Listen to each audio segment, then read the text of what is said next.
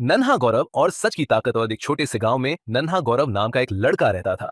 वह बहुत चतुर और मेहनती था, लेकिन कभी कभी छोटी छोटी बातें छुपा लेता था और सच बोलने से बचता था। गौरव का सबसे अच्छा दोस्त रोहित था।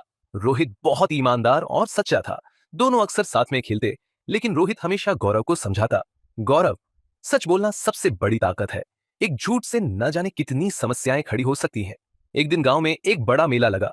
गौरव और रोहित दोनों ने मेले में जाने की योजना बनाई। गौरव के पिता ने उसे 5 रुपए दिए और कहा, बेटा, ये पैसा संभाल कर खर्च करना और कुछ अच्छा ही खरीदना। मेले में पहुंचते ही गौरव ने रंग बिरंगी पतंगें देखी। उसे एक पतंग बहुत पसंद आई, लेकिन उसके पास पूरे पैसे नहीं थे।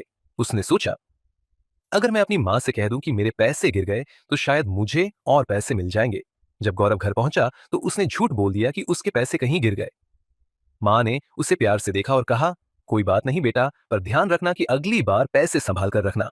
लेकिन उसी रात गौरव को बहुत बेचैनी हुई। उसे लग रहा था कि उसने अपनी माँ का भरोसा तोड़ा है।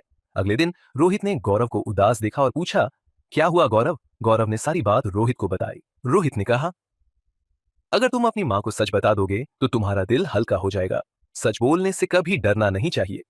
गौरव ने हिम्मत जुटाई और माँ के पास जाकर सारी सच्चाई बता दी। माँ ने मुस्कुराते हुए कहा, गौरव, तुमने सच बोलकर मेरा दिल जीत लिया। गलती करना इंसान की फितरत है, लेकिन उसे सुधारना ही सच्ची बहादुरी है।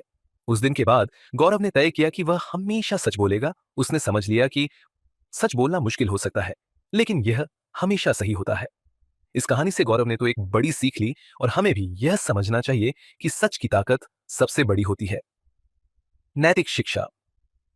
सच बोलना हमेशा सही रास्ता है, चाहे वह कितना भी कठिन क्यों ना हो।